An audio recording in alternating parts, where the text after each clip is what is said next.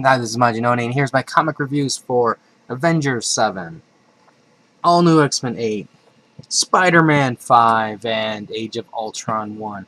Okay, I'm going to try to do the first two kind of quick and easy, so I'm going to probably leave out a lot of stuff because I think I'm going to be ending up spending a lot of time with these two bottom issues here, because there's a bunch of stuff going on. Alright, let's do Avengers number 7. This actually is setting itself up to be an amazing storyline. The art is just, it's a home run, and I'm like, wow. I am just completely wowed by this. Just the story is the white event is happening, and our universe is broken because there's supposed to be like the Night Mask and Starbrand, and there's supposed to be occasionally a Spitfire and all these other the new universe characters, and that's supposed to help with this event from happening. I mean, help this event through. Well, because it's broken, Night Mask is basically trying to fix it with the Avengers, and that's why Captain Universe is with the Avengers. Well, we learn who Starbrand is, and it's basically, you have to think about it this way: Starbrand has the power to either save the universe or crack it in half, or sorry, the planet in half. And basically, this quote-unquote system chose a kid who was forgotten or ignored.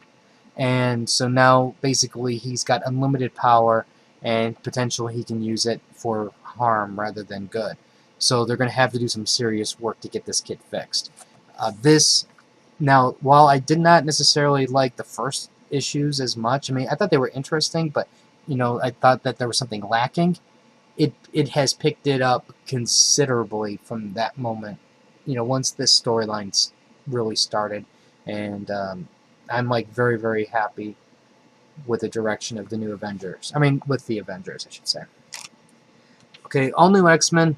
This was actually a really good issue in that we got to see Warren, future, and past self talking a lot. And I thought that the interaction between these two characters was really like a home run.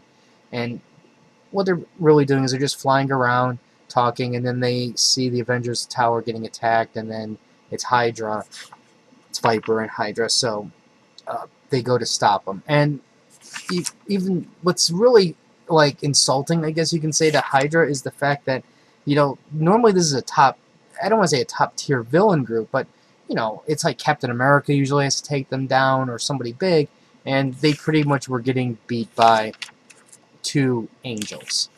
And they both have very unique styles of fighting, which I thought was really a nice touch. But the best part also was Thor, coming down and saying thank you for saving us. And in my head, I'm just waiting for the "we must drink" lines. But what ultimately happens is Captain America goes, what the heck? There's a younger Warren and an older Warren. So then they go to the X mansion, or sorry, the Wolverine's Jean Grey school, and there's a really good dialogue between the Beast and Captain America, but that dialogue really is going on between Iceman and Kitty Pryde as they're, pretending to know exactly what's going on. And yeah, we know those are the exact words that are being uttered by those two characters. So that was really funny. Overall, this was a really enjoyable issue. The art was solid. The writing, Bendis did a great job writing it.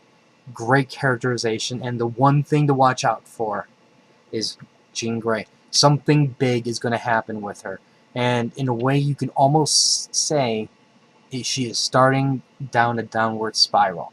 Now, we don't know for sure, is this, leading to the evil Phoenix type thing, or an abuse of power, or maybe that's just the way they're writing it to make it look like it.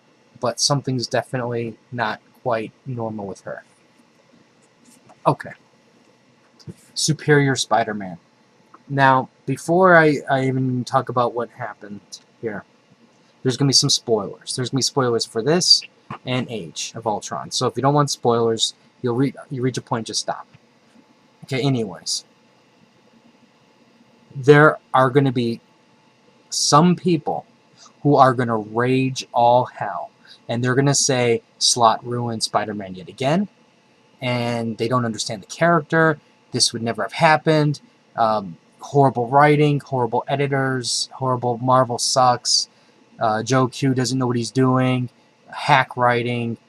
They're going to be spewing every single obscenity known to mankind.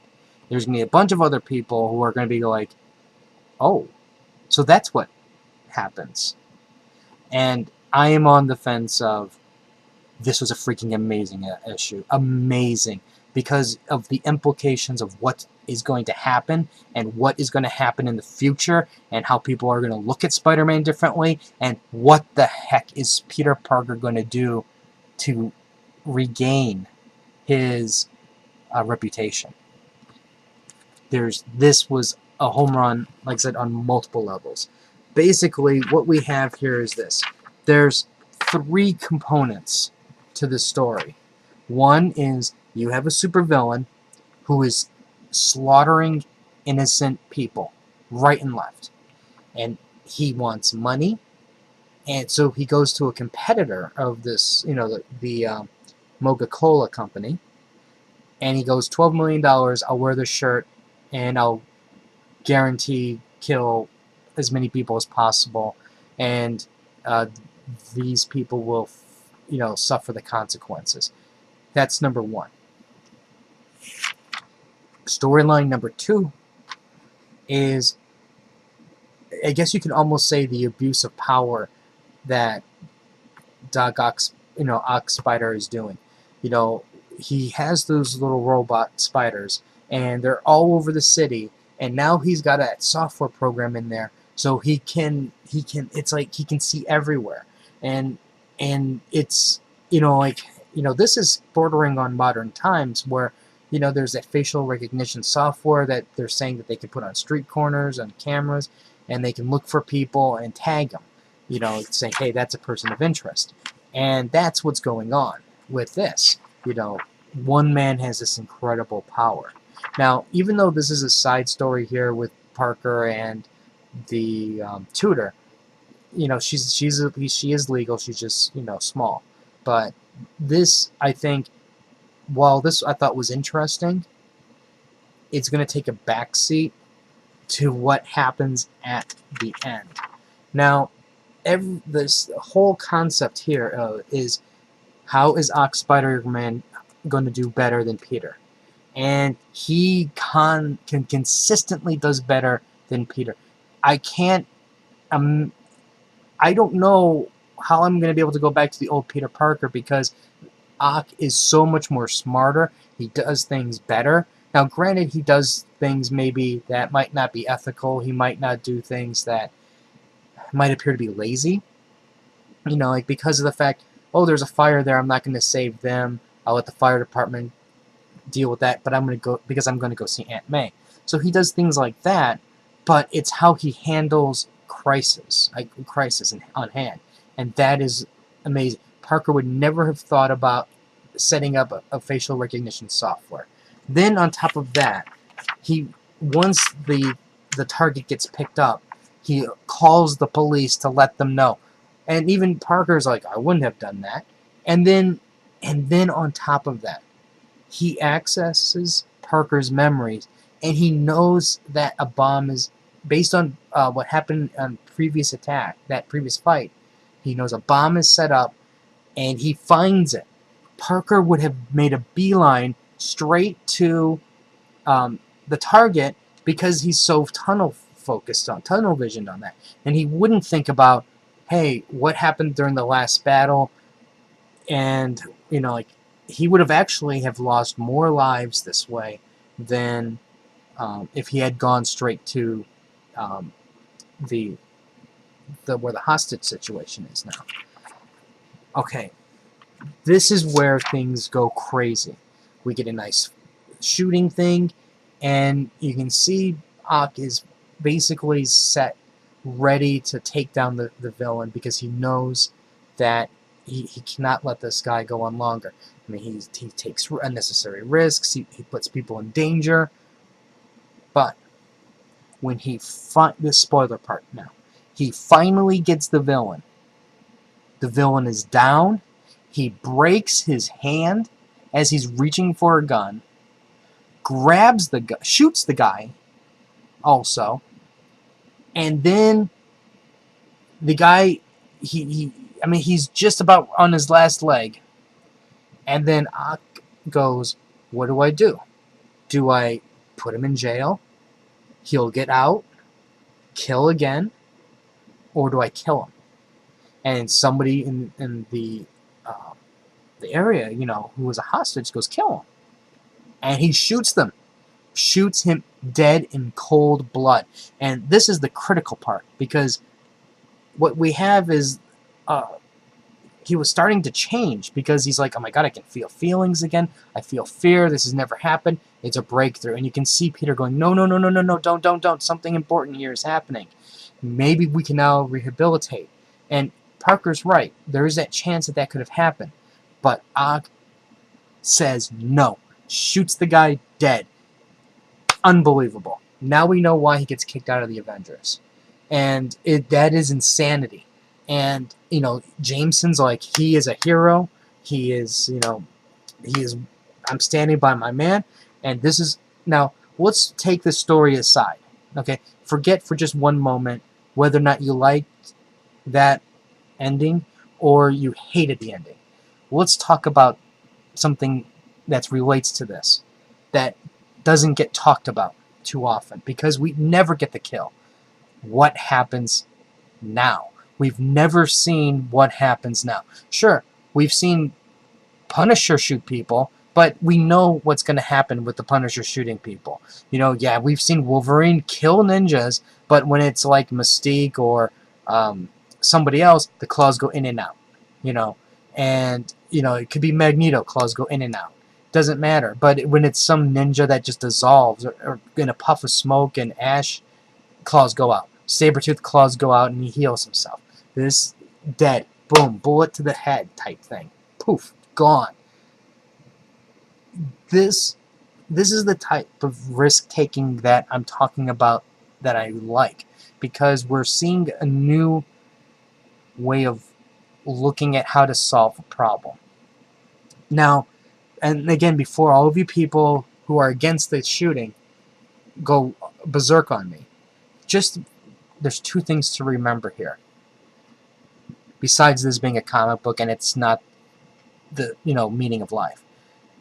Thing number one, Parker is going to get his thing back, his body back. I mean, it's in the new previews, and we have, what, maybe 3 or 4 issues left of this, and then he comes back. So that's number one. So you don't have to worry about that. Number two, how interesting is it going to be watching what happens in the next couple of issues and how a common person views Spider-Man? I mean, this is common man's viewpoint changed. This is villains looking at Spider-Man now going to be differently. This is allies. I mean, this is the Avengers and Fantastic Four, who know who Spider-Man is going to look at him differently now.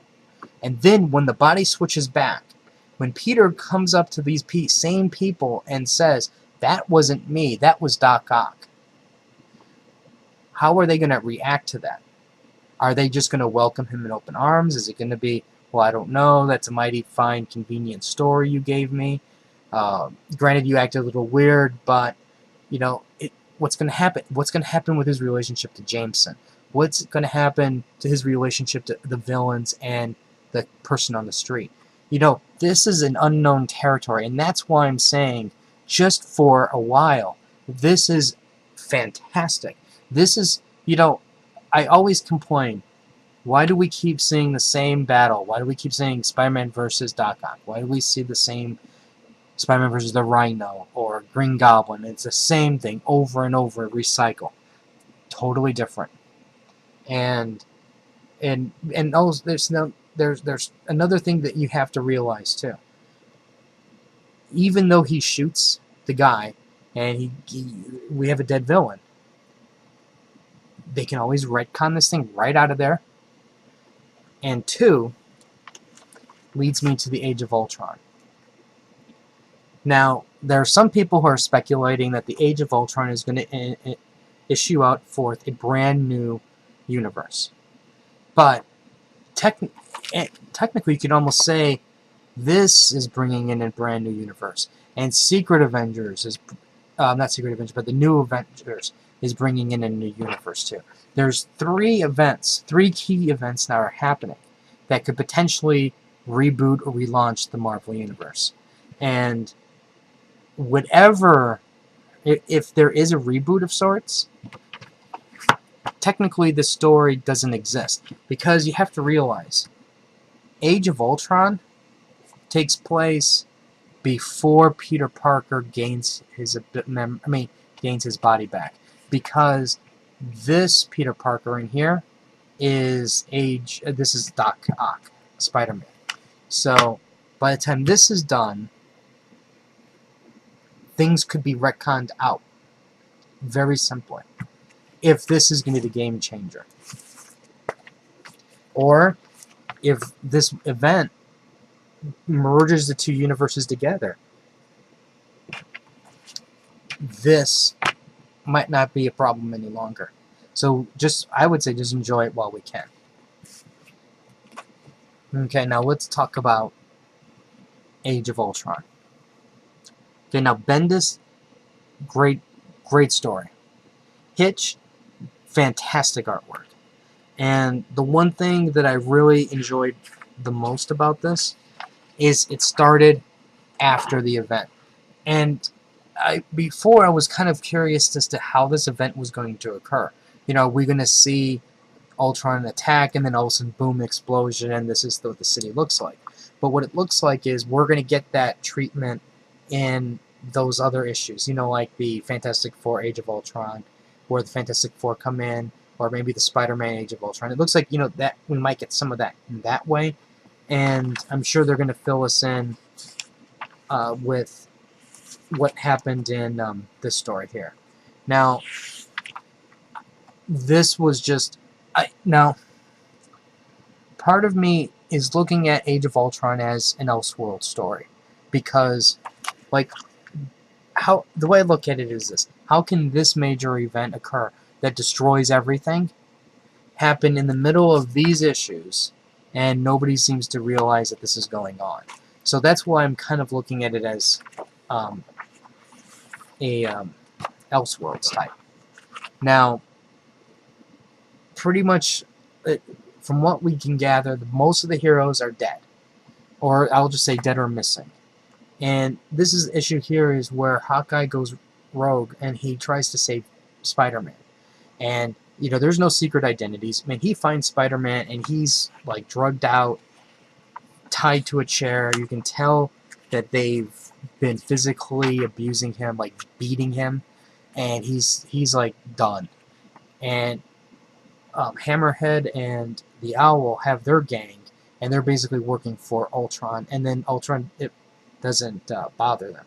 But because Hawkeye's there with Spider-Man, and then there's some explosions, Ultrons come, blow things up. And I'm really curious to see how this universe is going to unfold. Because this, I mean, when we finally do get to the heroes, they're not the same. You know, you can tell they're done.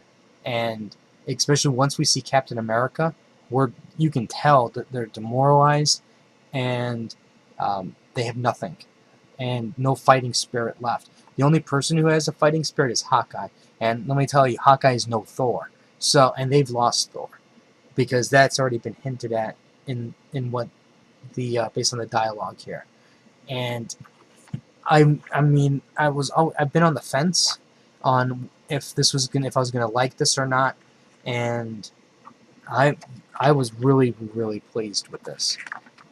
The one thing that I'm gonna say that's gonna be a very big disappointment for me is when, you know, Hitch is off the book because he can't draw fast enough, which is the biggest annoyance known to mankind. You know, it's like, I mean, I understand that he draws extremely detailed, and I don't think there is anybody on Marvel's staff that could draw the scenery that he has.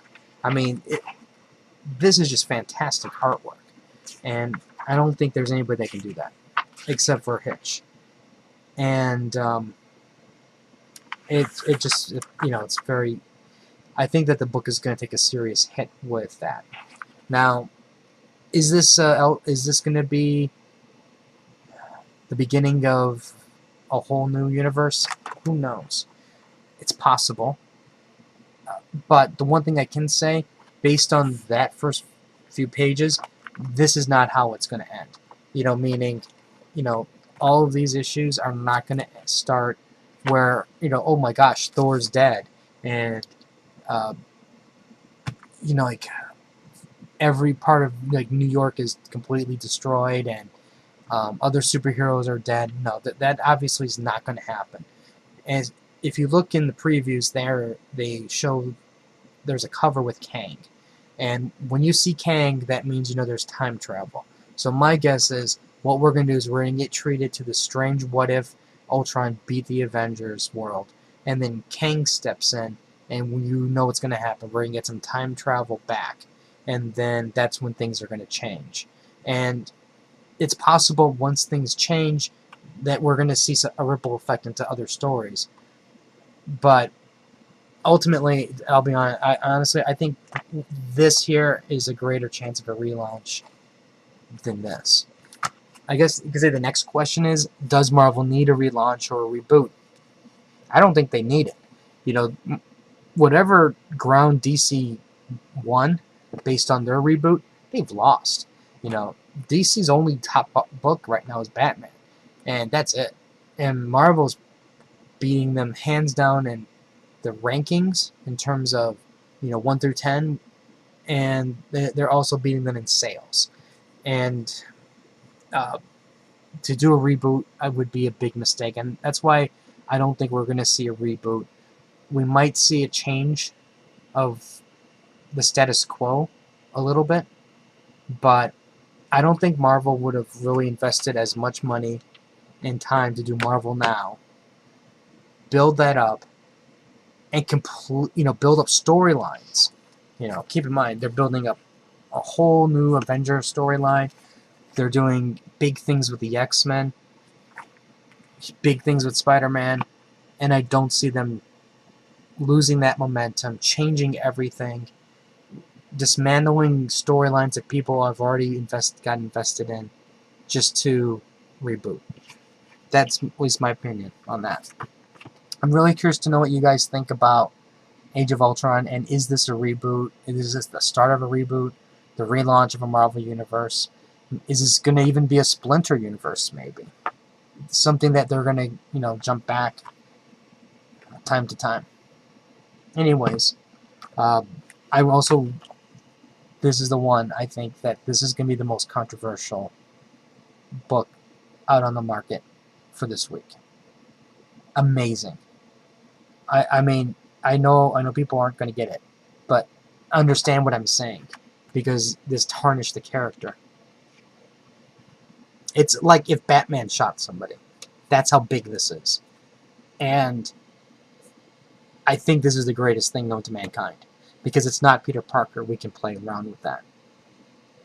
And it doesn't tarnish who Parker is. It tarnishes who Spider-Man is. And what are they going to do to fix it? Anyways, that's my reviews. If you have any comments or questions, let me know, like the Facebook link. Crunchyroll reviews. Let me get you a code. I don't know what to give you. I really don't. Let's give you an Age of Ultron.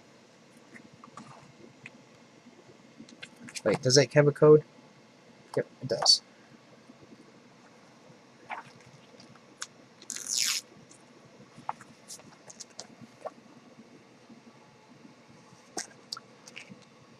Okay, it's TMM191EZPUUG. Okay. If you want to play SimCity, let me know. Maybe I can invite you in one of my games, because I'm only doing private stuff. So, until next time.